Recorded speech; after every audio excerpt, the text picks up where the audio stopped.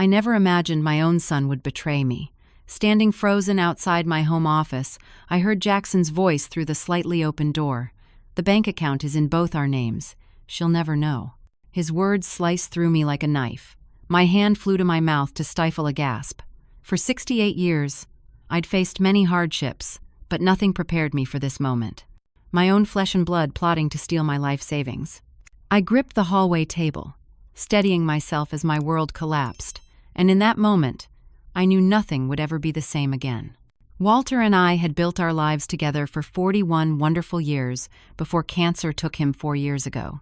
We weren't wealthy by celebrity standards, but through my career as a financial advisor at Fairfield Investments and his engineering work at Westlake Industries, we had accumulated a comfortable nest egg. Nearly $1 million sat in our accounts, representing decades of careful planning, reasonable frugality, and smart investments. "You always were good with money, Azaria," Walter would say with that crooked smile I loved so much. "When everyone else was buying fancy cars, you were buying dividend stocks." After Walter passed, the house felt cavernously empty. Our cozy 4-bedroom colonial in Mapleton, Pennsylvania, suddenly seemed too large, too quiet, and painfully full of memories. I filled my days with community garden volunteering and weekly bridge games with my friends from the neighborhood association. Still, when Jackson called 2 years ago saying his marriage to Tiffany had ended and he needed a place to stay temporarily, I welcomed the company. "Mom, I really appreciate this," he said, hauling his suitcases up to his old bedroom. "The divorce blindsided me. I just need to regroup for a few months." At 42, Jackson had his father's height and my stubborn chin. His marketing career had taken him to cities across the country, making our visits infrequent over the years. Having him home felt like a second chance to rebuild our relationship. "Stay as long as you need, honey," I told him. "This house is too big for just me anyway." Those first months were surprisingly pleasant. Jackson fixed things around the house Walter had always handled, helped with yard work, and joined me for dinner most evenings. We discovered a shared love for classic films and spent Sunday nights working through Hitchcock's catalog. When he suggested opening a joint checking account for household expenses, it seemed practical. "It'll be easier to manage groceries and utilities," he explained as we sat at First National Bank. "You won't have to ask me for my share every month." Patricia, my personal banker for 15 years, set everything up efficiently. "It's wonderful seeing you with your son Azaria," she said warmly. "Walter would be glad Jackson is looking after you." I initially deposited $10,000 into the joint account, figuring that would cover several months of expenses. Jackson added $2,000 of his own. What I didn't realize then was this small action would create the foundation for what came later. My neighbor Dorothy, a retired judge with sharp eyes and an even sharper mind, raised subtle concerns during our morning walks. "Jackson seems to be settling in rather permanently," she observed 3 months after his arrival. "Does he have plans to find his own place?" "He's applying for positions," I explained. "The job market is tough right now." In truth, I enjoyed having him home. The loneliness that had shadowed me since Walter's death had receded. When Jackson mentioned his struggling credit score from the divorce making apartment applications difficult, I brushed away Dorothy's concerned look. "It's not like I'm co-signing a loan," I assured her. "He just needs time." 6 months became a year. Jackson took a remote marketing position that paid reasonably well. He insisted on handling our online banking. "You've got enough to worry about, Mom. I can manage this for both of us. You never did like computers much." That was true. Walter had always handled our online accounts, and Jackson's offer seemed thoughtful. I gave him my passwords and let him set up automatic payments for our bills. "You're spoiling me," I joked, not realizing how that small surrender of financial control would later haunt me. Around 14 months after he moved in, small discrepancies appeared. The first was minor, a bank statement showing a $300 transfer I didn't recognize. When I mentioned it casually over breakfast, Jackson explained it was for a plumbing repair while I was visiting my sister in Columbus. "Remember the leaky faucet? I should have told you, but I didn't want you worrying during your trip." It seemed reasonable, though I had no memory of him mentioning any plumbing issues before my trip. A month later, another unexplained withdrawal appeared, this time for $500. "Investment opportunity through work," Jackson explained. "I borrowed a bit from our joint account. I'll put it back with interest next month." I nodded, though something in his too casual tone triggered a faint alarm. The next month, the money wasn't replaced. When I mentioned it, he seemed irritated. "I've been paying for groceries and internet, Mom. It all evens out." This new dismissive tone emerged more frequently, especially when money came up. Then came increasing suggestions that I was becoming forgetful. "Mom, we talked about that withdrawal last week. Don't you remember? Had we?" I prided myself on my sharp memory, but Jackson's confident assertions made me doubt myself. The subtle gaslighting continued until that fateful Wednesday when I went to grab reading glasses from my office and heard those damning words through the door. "The account is in both our names. She'll never know. By next month, I can move the entire amount." Jackson's voice was low, unfamiliar. "She thinks it's for household expenses, but legally I have full access." A pause. "No, she trusts me completely.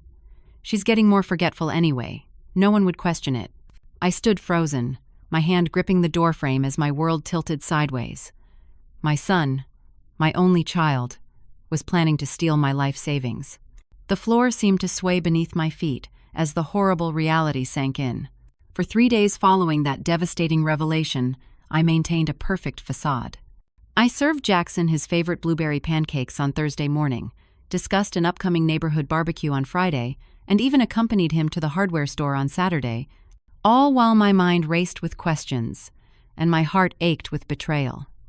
Each smile felt like a grimace, each casual conversation a performance deserving of an award. "You seem a little distracted, Mom. Everything okay?" Jackson asked Saturday evening as we watched the news. "Just thinking about Walter," I lied smoothly. This was his favorite time of year. He patted my hand sympathetically, and I fought the urge to pull away. The tenderness in his eyes seemed genuine, making the situation all the more bewildering and painful. How could he show such concern while plotting behind my back? Once alone in my bedroom, I began my investigation in earnest. My career as a financial advisor had taught me to follow paper trails, and now I would use those skills to uncover the extent of my son's deception. While Jackson slept, I carefully searched his room, photographing documents I found, and replacing everything exactly as I'd found it. The first discovery was a series of bank statements hidden in a folder marked tax records at the bottom of his desk drawer. They showed an alarming pattern. What had begun as small transfers of a few $100s had escalated to thousands over the past 6 months. In total, he had already moved nearly $75,000 from my accounts into private ones I had no access to.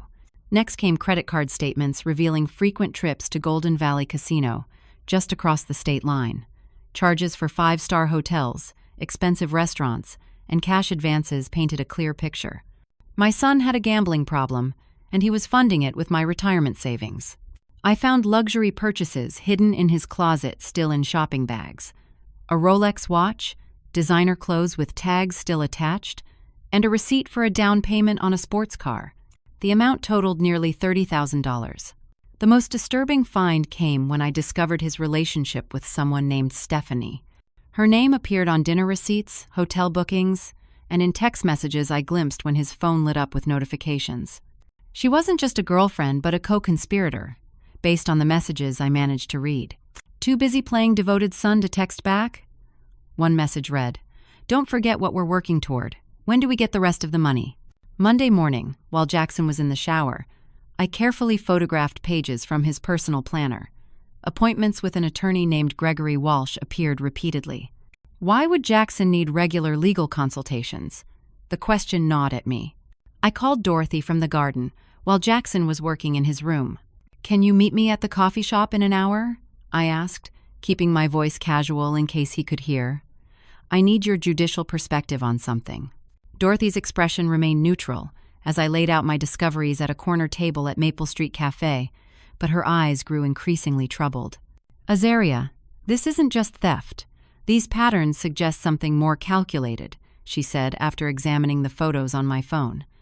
"Have you noticed him taking unusual interest in your medical appointments? Or suggesting you're becoming forgetful?" The question struck like lightning. For months, Jackson had been making subtle comments about my memory. "Small things at first, Mom. You already told me that story yesterday," or "Don't you remember agreeing to that?" Recently, he had suggested accompanying me to doctor appointments, just to make sure you don't forget anything important.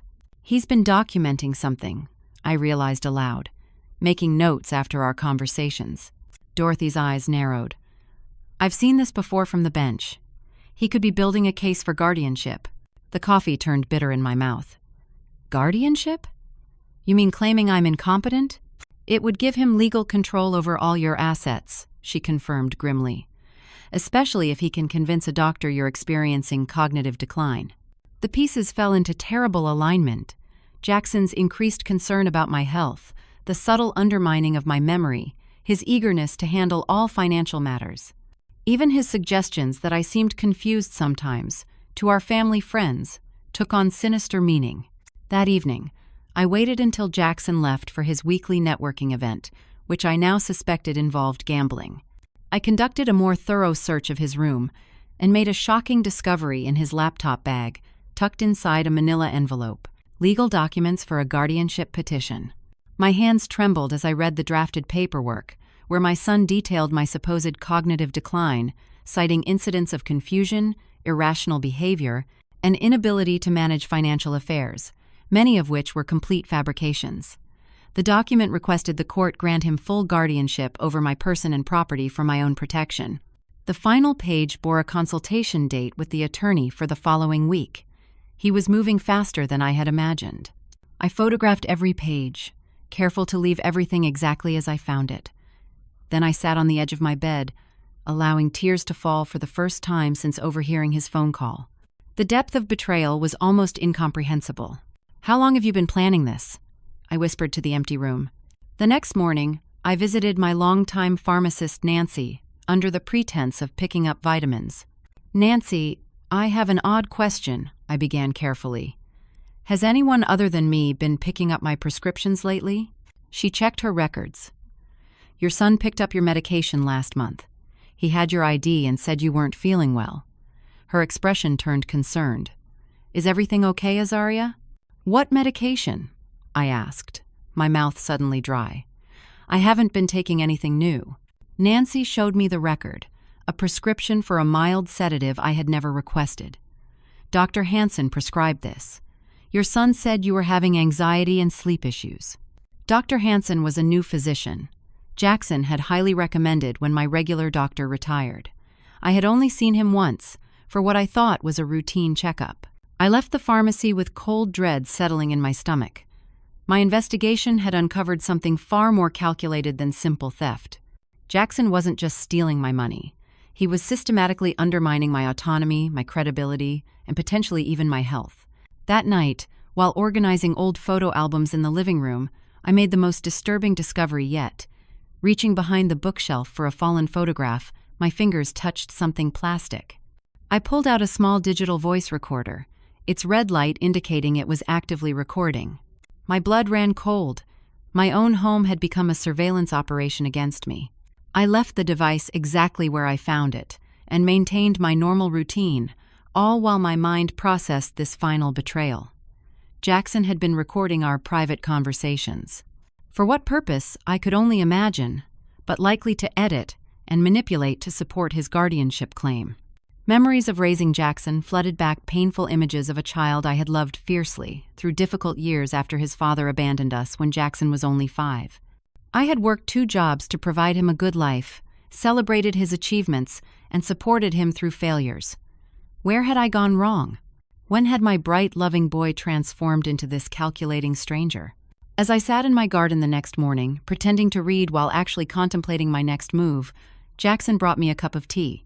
He sat beside me, concern etched on his features. "Mom, have you been feeling okay lately? You seem distracted." The tenderness in his voice nearly broke me. How could he sound so genuinely concerned while systematically betraying me? I looked into the eyes of my only child and saw a stranger looking back. "I'm just tired," I replied, avoiding the tea. "I didn't sleep well." "Maybe you should talk to Dr. Hansen again," he suggested, too casually. "He could prescribe something stronger." In that moment, as he urged me toward more medication I didn't need, the last fragment of doubt shattered. My son was not just stealing from me, he was trying to destroy me. The scope of Jackson's betrayal expanded with each passing day of my investigation. What began as financial theft had evolved into something far more insidious, a calculated effort to undermine my autonomy and identity. After discovering the voice recorder, I conducted a careful sweep of the house while Jackson was at the gym. I found 3 more recording devices, one beneath the kitchen table, another behind the living room television, and a third in my bedroom disguised as a power adapter. I left them all in place, now painfully aware that every word I spoke in my own home was being monitored. I purchased a prepaid phone from the pharmacy and began making important calls only from Dorothy's house or public locations. My first call was to my original doctor, Dr. Feldman, who had supposedly sent my records to Dr. Hansen upon retirement. "I never transferred your records, Azaria," Dr. Feldman said, sounding confused. "I sent a notice to all my patients that I was retiring, but you never requested a transfer. And I certainly never recommended a Dr. Hansen." The fabrications were multiplying. Jackson had created this doctor connection, likely finding someone willing to prescribe medication without proper evaluation. I scheduled an appointment with a new physician, Dr. Meredith Wells, without telling Jackson. After a thorough examination, Dr. Wells was definitive. "Mrs. Lawrence, you're in exceptional health for a woman of 68. Your cognitive assessments show no signs of impairment whatsoever. In fact, your scores are well above average for your age group." I requested detailed documentation of these results and asked her to note specifically that I showed no signs of dementia or mental incapacity. She provided a comprehensive report, which I immediately stored in a safety deposit box at a different bank, along with copies of all the evidence I had gathered. My next discovery came accidentally while cleaning out the guest room closet. In a box labeled "Winter Clothes" sat a hard drive and several USB drives. I took them to the local library and examined the contents on a public computer. What I found left me shaking with a mixture of rage and heartbreak. Jackson had been editing our recorded conversations, cutting and rearranging my words to make me sound confused and disoriented. In one manipulated recording, harmless comments from multiple different days were stitched together to make it sound as if I was rambling incoherently about people who weren't there. Another file contained dozens of photos of me, many taken without my knowledge when I was tired or caught in awkward expressions. Some showed ordinary moments of confusion anyone might experience, like searching for reading glasses or pausing to remember a name, but collected together created a false narrative of cognitive decline. Most disturbing were the notes documenting conversations with family members and friends, where Jackson had apparently been planting seeds of concern about my mental state for months. "Spoke to Aunt Linda," one entry read. "Mentioned Mom's increasing confusion. She seemed concerned but not surprised given Mom's age. Suggested she pay more attention to the signs during their next phone call." My own son had been systematically turning my support network against me, isolating me while appearing to be a devoted caretaker. The calculated nature of his betrayal made me physically ill. I had to pull over twice on the drive home from the library to fight waves of nausea. That evening, I received a call from my sister Linda. "Azaria, how are you feeling?" Her voice carried that careful tone people use with someone they believe is fragile. "Jackson mentioned you've been having some difficult days." "Did he?" I kept my voice neutral while my free hand clenched into a fist. "What exactly did he say?" "Just that you've been a bit confused lately, forgetting conversations, misplacing things. He's worried about you, and now I am too." The manipulation was working perfectly. I chose my words carefully, unwilling to tip my hand too soon. "I appreciate the concern, but I'm doing very well. In fact, I just had a checkup that went wonderfully." "That's good," Linda said, not sounding entirely convinced. "Jackson mentioned you might not remember some episodes. That's common with," she trailed off. "With dementia?" I finished for her, struggling to keep my voice steady. "Linda, I promise you I'm perfectly lucid. Jackson has been helpful but perhaps a bit overprotective." After we hung up, I sat in the garden watching the sunset, confronting the painful reality that Jackson had been telling family members I couldn't be trusted to accurately report my own experiences. The perfect trap anyone who heard my denials would see them as further evidence of my supposed condition, not realizing they were being manipulated. I began reaching out to friends and family members using my prepaid phone, carefully rebuilding connections Jackson had been systematically damaging. I couldn't tell them everything yet, but I could demonstrate my complete lucidity and plant seeds of doubt about Jackson's narrative. Another disturbing pattern emerged through bank statements I obtained directly from the bank. Jackson had been gradually increasing his control over my social life. He had canceled my bridge club membership, claiming I had requested it, discontinued my community garden subscription, and even canceled standing hair appointments I'd kept for years. "Mom's getting more anxious in social situations," he had told my hairdresser Sharon, according to what she later shared with me. The appointments were becoming too stressful for her. In reality, these were calculated moves to isolate me from people who knew me well enough to question his claims about my mental state. Each canceled activity, each severed connection, served his larger plan. Through careful observation, I also discovered Jackson had been entering information into a laptop each night, typing extensive notes after our interactions. One evening, when he left to meet Stephanie at a restaurant, I found his laptop open. The document on screen confirmed my worst fears, a detailed journal portraying a fictional version of me, someone increasingly dependent and confused. This fabricated record was clearly being prepared as evidence for his guardianship petition. I took photos of these journal entries with my prepaid phone before carefully returning everything to its original state. The entries contained not just lies but calculated distortions of real events, making them all the more convincing. "Mother became agitated when she couldn't find her glasses today," one entry read. "They were on her head the entire time. When I pointed this out, she accused me of hiding them from her. These paranoid episodes are becoming more frequent." What actually happened was that Jackson had moved my glasses from the kitchen counter where I always kept them. When I mentioned this, he had placed them on my head while I wasn't looking, then found them there, making a show of how forgetful I was becoming.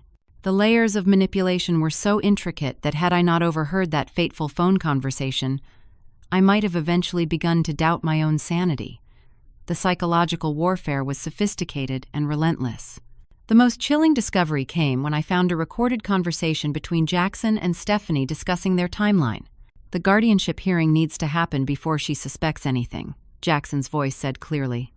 "Once I have legal control, we can liquidate everything and be gone before anyone thinks to question it." "What about your cousins?" Stephanie asked. "Won't they find it suspicious?" "They all live out of state. By the time they realize anything, the money will be untraceable. Besides, I've been laying groundwork for over a year. Everyone already believes she's declining." The calculated coldness in his voice, a voice that had once called me mommy, with such love, broke something fundamental inside me. In that moment, listening to my son discuss erasing my identity and stealing my life's work, the last remnants of maternal hesitation dissolved. One afternoon, I pretended to nap while Jackson made phone calls in the kitchen. Through the air vent, I could hear him clearly. "The hearing is scheduled for next Thursday," he told someone, presumably Stephanie, Judge Carlton's court.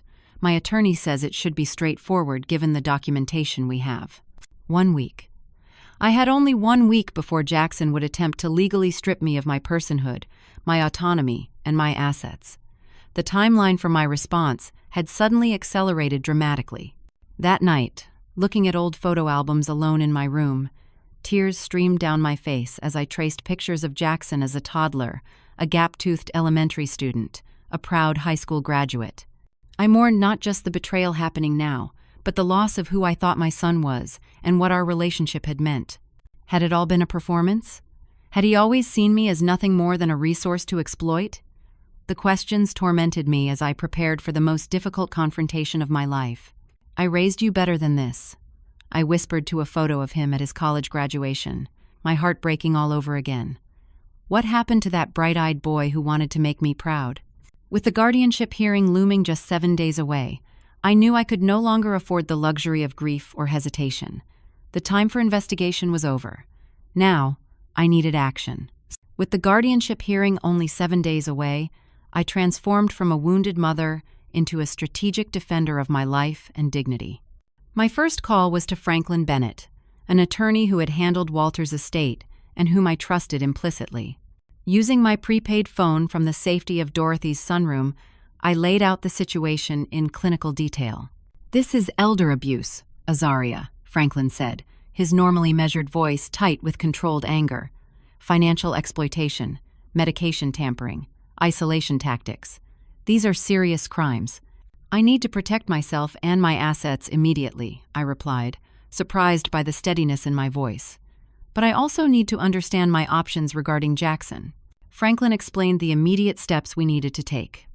First, we secure your finances. Then we gather evidence for both defensive and potentially offensive legal actions. I can file for an emergency protective order, but honestly, the cleanest approach may be to let him show his hand at the bank first. I agreed, and we scheduled a discreet meeting at his office for the following day.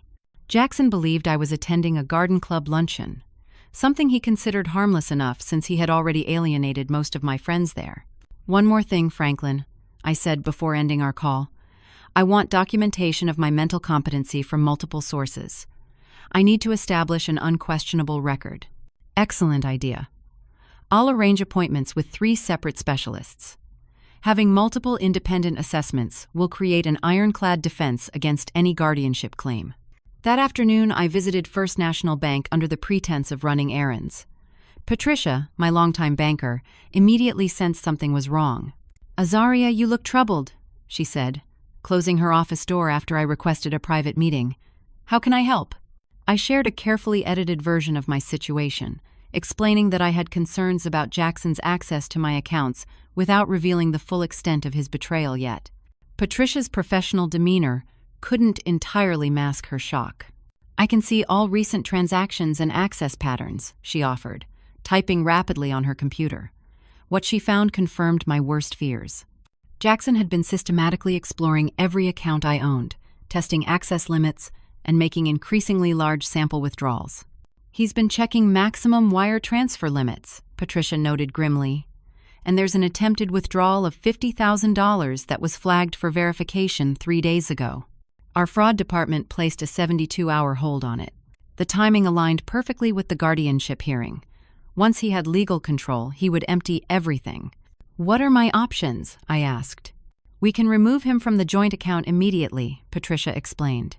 "For your individual accounts, we should change all access credentials and place special monitoring protocols. I'd also recommend transferring assets to entirely new accounts that he has no knowledge of." "Let's do all of that," I agreed, "but not yet. I need to gather more evidence first. Can you provide complete records of every access attempt and transaction from the past 2 years?" Patricia compiled comprehensive documentation, which I immediately took to a local lawyer's office to notarize and make official copies. 1 set went to Franklin, 1 to my safety deposit box, and 1 to Dorothy for safekeeping. Over the next 3 days, I underwent evaluations with a neurologist, a geriatric psychiatrist, and a cognitive assessment specialist. All 3 provided clear documentation of my excellent mental capacity. Dr. Leanne Winters, the geriatric psychiatrist, was particularly thorough. "Mrs. Lawrence, your cognitive function is exceptional," she stated, after completing a battery of tests. "I'm documenting not only the absence of any impairment, but specifically noting your above-average performance in areas of financial judgment, decision-making capacity, and situational awareness. Meanwhile, I methodically secured my most important documents and irreplaceable valuables. Walter's vintage watch collection, family jewelry, and photographs were relocated to Dorothy's house. Important papers including my birth certificate, marriage license, property deeds, and Walter's death certificate were placed in the safety deposit box alongside flash drives containing evidence of Jackson's manipulation. The most painful task was reaching out to family members who had been misled. I couldn't reveal everything yet, but I needed to establish recent contact that demonstrated my clarity. I called my brother Thomas in Arizona, carefully steering our conversation to cover complex family history, current events, and financial matters discussions that clearly demonstrated my intact memory and judgment. "You sound great, Azaria," Thomas remarked. "Jackson mentioned you were having some tough days, but you seem sharper than I am." "Did he specify what kinds of problems I was having?" I asked casually. "Something about confusion and forgetfulness. Said you'd been struggling since Walter died, but it was getting worse." I absorbed this information with outward calm while inwardly adding it to the growing catalog of manipulations. "Grief affects us all differently," I replied neutrally, "but I'm doing quite well these days." As Thursday approached, just 3 days before the guardianship hearing, my attorney Franklin implemented the next phase of our strategy. He filed preemptive legal documents challenging any guardianship petition, including the medical evaluations and sworn statements from longtime associates attesting to my competence. "This won't stop the hearing," Franklin explained during our third discrete meeting, "but it creates a strong foundation for our defense and signals to the court that this isn't the one-sided situation your son is presenting." On Friday morning, I received an alarming call from Dorothy. "Jackson was at the courthouse yesterday," she reported, leveraging her connections with former colleagues. "The hearing has been moved up to Monday at 9 a.m. My stomach dropped. We had lost 2 crucial days of preparation time. Jackson must have sensed something and accelerated his timeline. "We need to move now," I told Franklin when I called him with this update. "Today," he agreed. "I've prepared everything. Are you ready to take control back?" "More than ready," I answered, a new resolve hardening my voice. We arranged our counteroffensive for that afternoon, while Jackson was scheduled to meet with his attorney. The timing needed to be precise. I had one chance to execute this perfectly before he realized what was happening. As I prepared to leave the house, I paused in the hallway, looking at the family photos lining the wall. Jackson through the years, from infant to man. My son, my only child. Despite everything, a mother's love doesn't simply vanish. The grief of what was about to happen, what needed to happen, hit me in waves. "You forced my hand," I whispered to his smiling graduation photo. "I wish you had just asked for help instead." My phone buzzed with a text from Dorothy, our agreed signal that Jackson had just been spotted entering his attorney's office downtown. He would be occupied for at least an hour. The decisive moment had arrived. I grabbed my purse, checked that I had all the necessary documentation, and walked out the door with my head held high. The time for investigation and preparation was over. Now came the moment to reclaim my life, my dignity, and my future. The morning of my counterstrike dawned clear and bright, an ironic contrast to the emotional storm brewing inside me. I awoke at 5:30, long before Jackson would stir, and sat alone in the kitchen drinking tea and mentally rehearsing the day's critical sequence. Every moment from this point forward needed to unfold with military precision. Franklin and I had planned each step carefully, anticipating potential complications and Jackson's likely responses. Today, I would reclaim my life and my dignity in one decisive sweep. At 7:15, I prepared breakfast as usual, presenting Jackson with his favorite blueberry pancakes. We ate together at the kitchen island, making casual conversation about weekend plans and an upcoming neighborhood event. If he noticed anything unusual in my demeanor, he gave no indication. "I'm heading to that estate sale in Westbrook this morning," I mentioned, referring to an event I'd circled in the newspaper days earlier as cover. "They've advertised some vintage gardening tools I've been wanting. Want me to come with you?" Jackson offered with what appeared to be genuine thoughtfulness. "Those sales can get crowded. No need to waste your Saturday," I replied lightly. "I know you have that work project to finish." He nodded, seemingly relieved. "True. I need to complete those marketing projections before Monday." A slight smile played at the corners of his mouth. "Monday's going to be an important day. The guardianship hearing." He had no idea I knew about it, much less that I was prepared to fight it. "Every day is important at our age," I responded with practiced casualness. "I've learned not to waste a single one." At 8:30, I left the house dressed in comfortable clothes suitable for browsing antiques, but with a business suit and portfolio of documents waiting in my car trunk, carefully packed the previous evening after Jackson had gone to bed. I drove to the actual estate sale first, signing the attendance sheet and chatting briefly with the coordinator, establishing my presence there. I even purchased a small copper watering can to support my story. Creating an alibi felt surreal, like something from the crime novels Walter used to read, but Franklin had insisted on this level of thoroughness. At 9:15, I changed clothes in the privacy of a coffee shop restroom, transforming from casual weekend shopper to polished professional. The navy blue suit Walter had always loved gave me confidence as I prepared for the most difficult financial transactions of my life. First National Bank opened at 9:30 on Saturdays. I arrived at 9:45 and requested a private meeting with Patricia. Her expression registered subtle surprise at my formal attire, but she led me to her office without comment. "Is everything prepared as we discussed?" I asked once the door closed behind us. "Yes, Mrs. Lawrence. I have all the necessary forms ready," she confirmed, placing a folder on the desk between us. "Are you certain you want to proceed today?" "Absolutely certain," I said. My voice firm despite the emotion threatening to break through. I removed my documentation portfolio from my handbag and placed it beside her folder. "I've brought everything we discussed and additional supporting materials." For the next 40 minutes, we executed a carefully orchestrated financial restructuring. First, Patricia removed Jackson's name from our joint household account. Next, we froze all my existing accounts, changed every password, security question, and access code, and implemented phone verification requirements for any transaction over $500. The most significant step came next. Patricia helped me open entirely new accounts at First National under enhanced security protocols. Then we initiated the transfer of $980,000 from my primary savings and investment accounts into these new secured accounts. "The transfers will complete by end of day," Patricia assured me. "Even though it's Saturday, I've marked these as urgent security concerns, which authorizes immediate processing." "And there's no way he can reverse or redirect these transfers?" I verified. "None," she confirmed.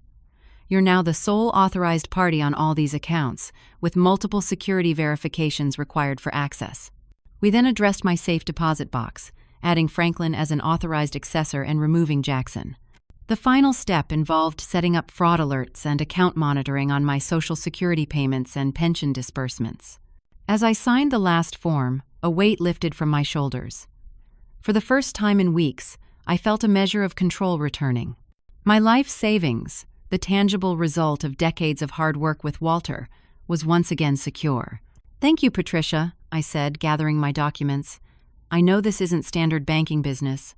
She reached across the desk and briefly squeezed my hand, banker protocol momentarily yielding to human compassion. "Elder financial abuse is more common than most people realize, Azaria. You're doing the right thing protecting yourself." From the bank, I drove directly to Franklin's office for the second phase of our plan. He was waiting with his paralegal, ready to notarize and file the additional legal documents we had prepared. "The protective order has already been filed with the court," Franklin informed me. "Judge Watkins will review it over the weekend. Given the documentation we've provided, approval is likely before Monday's hearing." We spent an hour finalizing affidavits regarding Jackson's financial exploitation, the medication tampering, and the evidence of his planned guardianship petition. Franklin had prepared a comprehensive counter-petition, documenting each manipulative action and financial transgression. "What happens on Monday now?" I asked as we completed the last of the paperwork. "One of two scenarios," Franklin explained. "Either Jackson and his attorney appear for the guardianship hearing not knowing we've filed countering documentation, in which case they'll be blindsided when the judge references our evidence. Or, more likely, Jackson will discover the financial changes today and not show up at all, in which case our protective order will be implemented by default." As I prepared to leave, Franklin placed a hand on my shoulder. "Azaria, are you prepared for his reaction? When he discovers what you've done, things could get volatile." The question landed heavily. Despite everything, Jackson was still my son. The thought of his anger, his sense of betrayal, however hypocritical that might be, caused a fresh wave of grief to wash over me. "I have Dorothy staying with me tonight," I assured him. "And if things escalate, I'll call the police immediately. I won't put myself at risk." Before returning home, I made two final stops. First, to a locksmith who came directly to my car to rekey a new set of house locks. The second was to Best Buy, where I purchased a simple security camera system that could be installed without professional help. As I drove home, the gravity of the day's actions settled over me.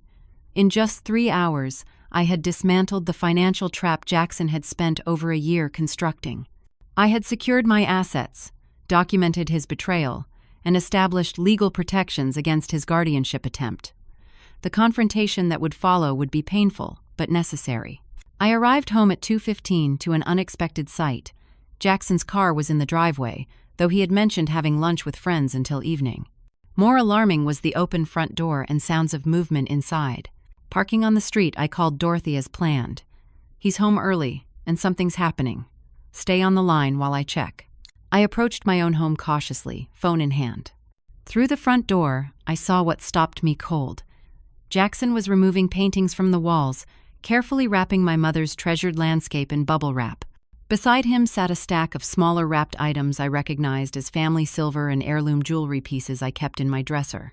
He was already taking things, perhaps sensing something had changed. The timeline had accelerated beyond what we had anticipated. "I can see you," I said clearly from the doorway. Jackson spun around, the wrapped painting still in his hands. For a moment, shock registered on his face before he composed himself into a smile that didn't reach his eyes. "Mom, you startled me. I was just organizing some things for cleaning." The lie hung in the air between us, so transparent it was almost laughable. I stepped fully into the house, noting more wrapped items by the stairs. He had been systematically collecting valuables throughout the house. "That's odd," I replied calmly. "It looks more like you're removing things, family heirlooms, specifically." His expression flickered between surprise and calculation. "I can explain this." "I'm sure you can," I agreed, my voice steadier than I expected. "You've become quite skilled at explanations lately." Something in my tone must have alerted him that something had changed. His eyes narrowed slightly. "What's that supposed to mean?" Instead of answering directly, I set my purse down on the entry table and looked him directly in the eyes. "I called the bank this afternoon, Jackson. I've removed your name from our accounts and transferred my money to new accounts you can't access." The wrapped painting slipped from his fingers, landing with a soft thud on the carpeted floor. The shock on his face was genuine and complete. "You did what?" he whispered. "I think you heard me perfectly well," I replied, standing my ground even as my heart raced. "Just like I heard you perfectly well when you said, 'The bank account is in both our names.'" "She'll never know." The color drained from Jackson's face as my words registered.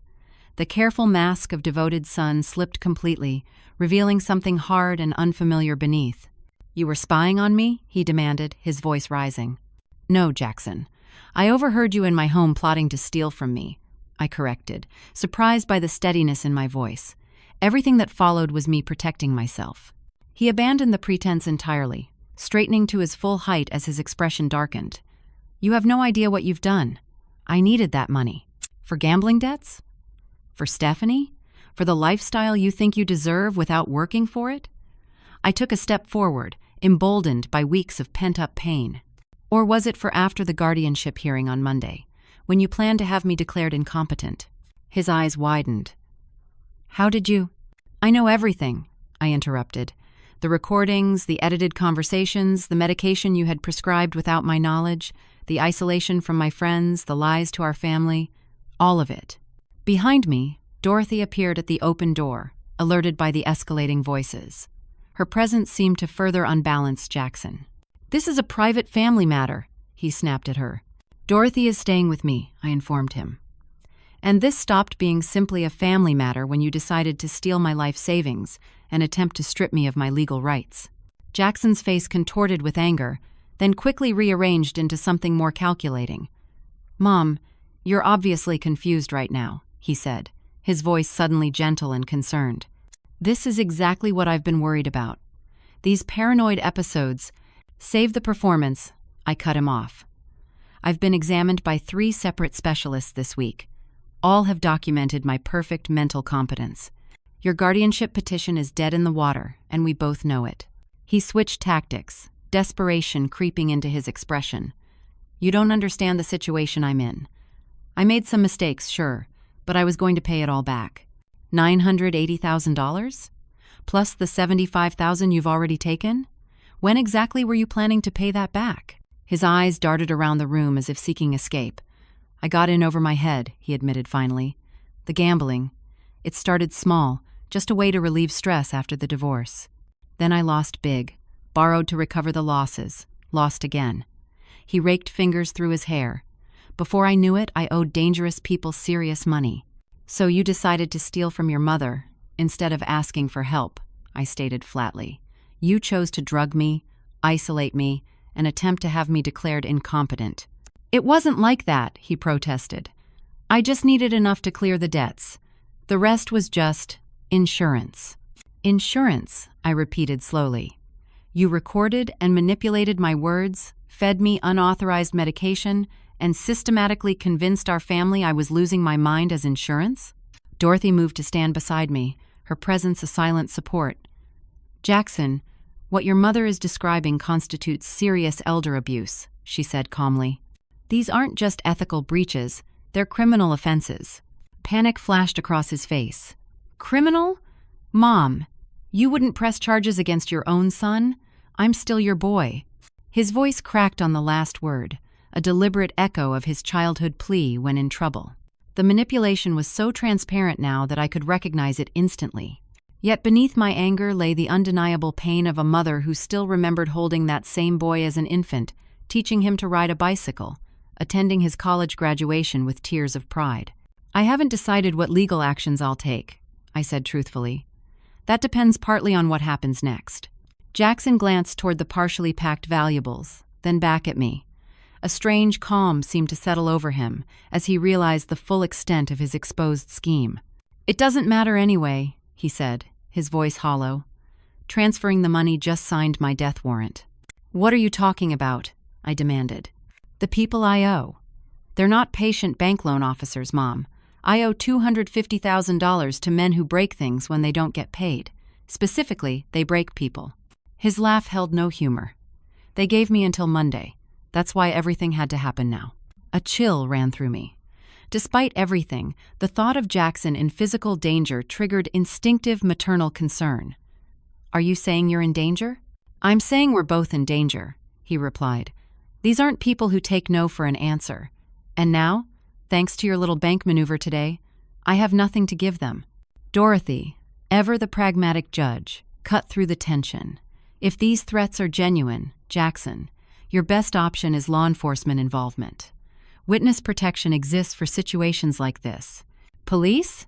He scoffed. These guys have cops on payroll. Then federal authorities, she countered. But first, we need verification. This isn't just another manipulation. His face reddened. You think I'm making this up? Check my phone. The threats are there. I held out my hand, and after a moment's hesitation, he unlocked his phone and passed it to me.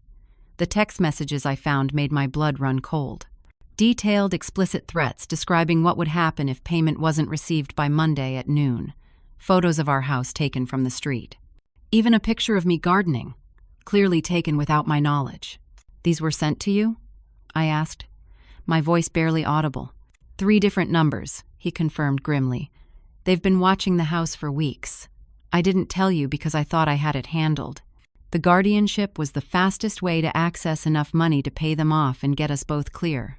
The revelation shifted something in the air between us. His methods remained unforgivable, but the desperate motivation became clearer. Not simple greed, but a tangled web of addiction, debt, and genuine fear. Why didn't you just ask me for help, Jackson? I asked, the question that had haunted me for weeks finally spoken aloud. His eyes couldn't meet mine. After everything with the divorce, the job losses, the gambling, I couldn't face telling you I'd failed again. It was easier to just take control and fix it myself. He swallowed hard. Then it spiraled. Once I started down that road, each step made the next one seem more necessary. We stood in painful silence, the weight of his choices and my countermeasures hanging between us. Despite the genuine threat he'd revealed, I couldn't ignore the calculated betrayal that had preceded it. I need you to leave this house today, I said finally. Dorothy will help me change the locks after you've gone. Mom, he began. I'm not finished, I continued firmly. I will contact Franklin about these threats. If they're verified, I'll help address the situation, but not by giving you control of my assets. Ever. His shoulders slumped in defeat. Where am I supposed to go? They're watching me. That's something you'll need to figure out, I replied, surprised by my own resolve. Actions have consequences, Jackson, even when those actions come from fear. As he moved to gather some personal belongings, I added, I'll have Franklin contact you tomorrow about next steps. And Jackson? I waited until he looked at me directly. If you ever want any relationship with me again, it starts with complete honesty and professional help for your gambling addiction. Non-negotiable. After he left, Dorothy helped me install the new locks and set up the security cameras. We called Franklin, who arranged immediate security monitoring for the house and began the process of verifying Jackson's claims about the threats. That night, alone in my room, I allowed myself to properly grieve, not just for the immediate betrayal, but for the complex web of addiction, fear, and moral compromise that had ensnared my son. Somewhere between his childhood and this moment, something essential had broken in him, or between us, that had made deception seem easier than honesty. The next morning brought the practical aftermath of crisis. Franklin confirmed through contacts that Jackson's debt and the threats were real. Police reports were filed, and arrangements made for secure temporary housing for Jackson, while authorities investigated. I refused to give him direct access to funds, but agreed to help negotiate with creditors through legal channels. The coming weeks would determine whether any trust could ever be rebuilt between us. But one thing was certain: I would never again surrender my autonomy or financial security to anyone, not even my only child. As I sat in my garden that Sunday afternoon, I felt something unexpected amid the pain and uncertainty, a fragile sense of pride. I had defended myself, maintained my dignity, and taken decisive action when needed. At 68, I had proven resilient in ways I never imagined would be necessary. The path forward remained uncertain, but I would walk it on my own terms, with open eyes and the hard-won wisdom that sometimes love requires boundaries as firm as they are compassionate. 1 year has passed since that decisive Saturday when I reclaimed my financial independence and confronted Jackson's betrayal. The journey since then has unfolded in ways I never could have anticipated, with pain and healing often walking hand in hand. In the immediate aftermath of our confrontation, Franklin worked with federal authorities to verify the threats against Jackson. They proved genuine a gambling syndicate had indeed targeted him for his substantial debts. Through legal channels, we negotiated a settlement using a portion of my protected funds, but with strict conditions attached. I won't directly hand over money to cover gambling debts, I told Franklin firmly, but I will help establish a structured payment plan that ensures everyone's safety. We arranged for $150,000 to be placed in an escrow account managed by Franklin's firm, with payments dispersed directly to the verified creditors through proper legal channels.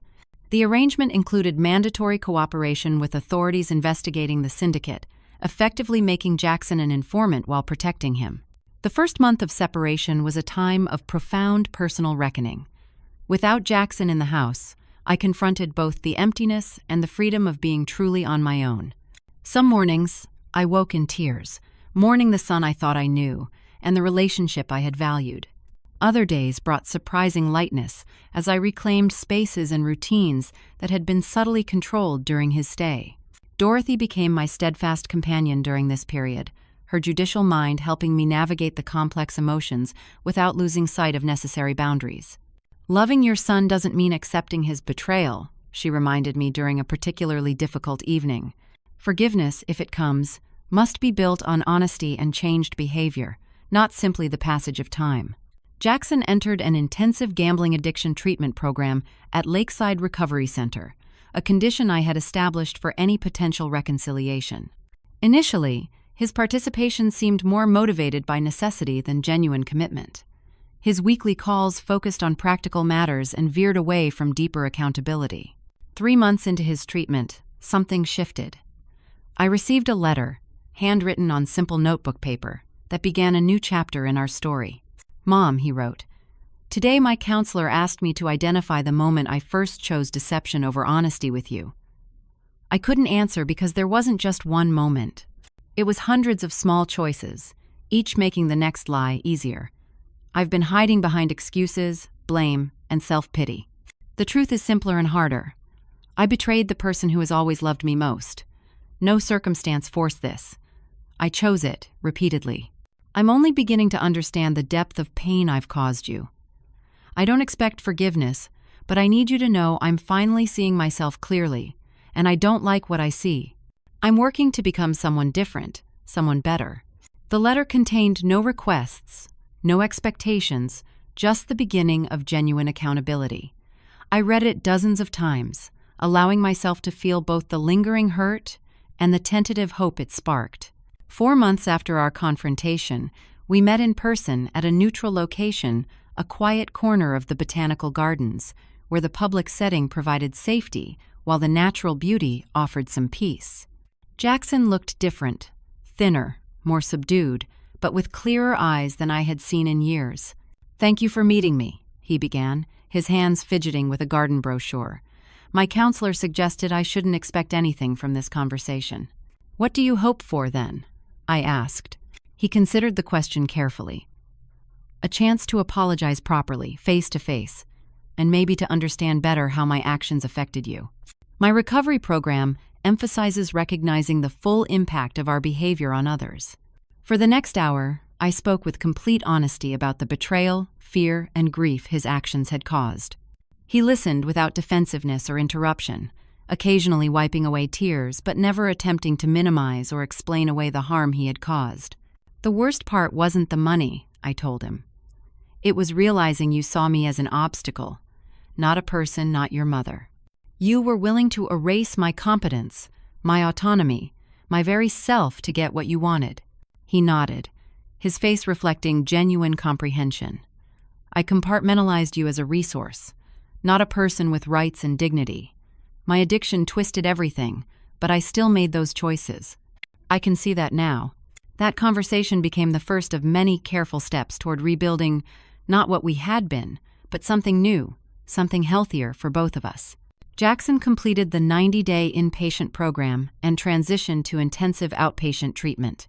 He found employment at a marketing firm in a neighboring city and rented a small apartment, establishing independence while maintaining his recovery work. 6 months after our confrontation, he invited me to attend an addiction recovery meeting, where he received his sobriety chip. Watching him stand before the group, acknowledging his past actions while committing to a different future, I felt the first genuine stirrings of pride in him I had experienced in years. "Recovery isn't just about not gambling," he explained afterward over coffee. "It's about addressing the thinking patterns that made destructive choices seem reasonable. I'm learning to recognize those thoughts before they become actions." My own healing journey continued in parallel. I worked with a therapist specializing in betrayal trauma, processing the complex grief of having been harmed by someone I loved deeply. I reconnected with friends and family members who had been misled about my mental state, gradually rebuilding my social network. Patricia at the bank helped me establish a comprehensive financial protection plan, incorporating lessons learned from this painful experience. I revised my estate planning with Franklin, creating structures that supported Jackson's recovery while protecting my assets from potential relapse. "Trust must be rebuilt gradually," Franklin advised as we reviewed the new arrangements. "Your revised plan creates a path for Jackson to demonstrate responsibility over time, with appropriate safeguards." 9 months after our confrontation came a significant milestone. Jackson called with news that the federal case against the gambling syndicate had led to multiple arrests and the dismantling of their operation. His cooperation had helped protect others from similar predatory situations. "I'm not proud of how I got involved with them," he said quietly, "but I'm trying to make something constructive come from it." At the 1-year anniversary of that pivotal Saturday, I invited Jackson to dinner at my home the first time he had returned since leaving. Dorothy joined us, her presence both supportive and symbolic of my commitment to maintaining wise boundaries. I prepared Walter's favorite pot roast recipe, setting the table with the everyday dishes rather than the special occasion china, a small but meaningful choice representing authentic connection rather than performance. Jackson arrived precisely on time, carrying a carefully wrapped package and a potted plant for the garden. His nervous smile reflected his awareness of the significance of this threshold crossing. "Welcome," I said simply, opening the door fully to him. Over dinner, our conversation flowed more easily than I had anticipated, touching on his work, my community garden's expansion, and Dorothy's new role mentoring law students. The painful past wasn't ignored, but neither did it dominate our interaction. After dessert, Jackson handed me the package he'd brought. "This isn't a gift exactly," he explained, "more of a return." Inside, I found the family photographs and small heirlooms he had begun collecting that day. I confronted him items I hadn't even realized were missing. "I took these when I was." He paused, choosing honesty over comfort, "when I was planning to disappear with your money. I've kept them safe, and now they should come home." The simple acknowledgement, free of excuses or deflection, represented the change in him more powerfully than grand declarations could have done. Later, as Dorothy helped clear dishes, Jackson and I stepped into the garden where spring flowers were beginning their annual return. "I don't expect things between us to ever be exactly as they were before," he said, watching a butterfly land on the rosemary bush. "I wouldn't want that, honestly. What existed before was built partly on deception and dependence. What do you hope for, then?" I asked, echoing my question from our first meeting after treatment. He considered carefully before answering. "A relationship based on truth. Respect for boundaries. The chance to be a son who adds value to your life rather than depleting it." He met my eyes directly, and the opportunity, over time, to earn back enough trust that you feel safe with me in your life. "That's a worthy goal," I acknowledged, "one day at a time." As Jackson prepared to leave, he handed me a small envelope. "My therapist suggested I write this. You don't need to read it now or respond to it. It's just something I wanted you to have." Later that night, alone in my garden with the evening primroses opening their delicate petals, I read his letter. It contained something I hadn't expected: a thorough, honest accounting of every financial transaction he had made from my accounts, with a repayment plan extending over the next 5 years. "I know money can't heal the breach of trust," he wrote, "but accountability includes facing the full scope of harm done and making concrete amends where possible." As I sit here today, reflecting on the journey of this past year, I recognize that healing is neither linear nor complete. There are still moments when grief catches me unexpectedly, when memories of betrayal surface without warning. Trust rebuilds slowly, like a garden recovering from severe frost inch by careful inch. Yet alongside the difficult emotions exist new strengths I never anticipated developing at this stage of life. I've discovered resilience within myself that transcends vulnerability. I've learned that establishing boundaries isn't selfish, but essential for healthy relationships. Most importantly, I've recognized that love sometimes requires the courage to say no in order to create space for authentic growth and connection. My relationship with Jackson continues to evolve, guided by clear boundaries and honest communication. He remains committed to his recovery, recently celebrating 15 months of sobriety and becoming a mentor to newer program members. Our interactions now hold a quality of mutual respect that was absent before. The painful chapter we navigated has taught me that even in our 60s and beyond, life continues to present opportunities for profound learning and transformation. Sometimes these lessons come through experiences we would never choose, yet they shape us nonetheless, revealing capacities we didn't know we possessed. If you're facing betrayal by someone you love, remember that protecting yourself isn't selfish, it's necessary. Setting boundaries isn't punitive, it's healing. And rebuilding trust requires not just time, but consistent actions that demonstrate changed behavior.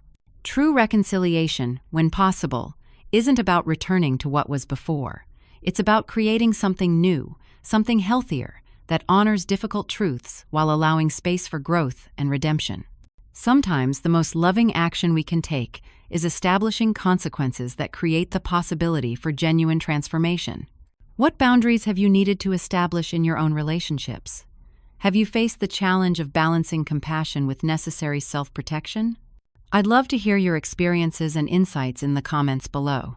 If this story resonated with you, please like this video and subscribe to my channel for more reflections on navigating life's complex relationships. And if you know someone who might find comfort or wisdom in this journey, please share it with them. Thank you for joining me in this deeply personal story. May you find the perfect balance of compassion and strength in your own relationships, and may you always recognize your inherent worth, regardless of how others have treated you. Until next time, take good care of your precious heart.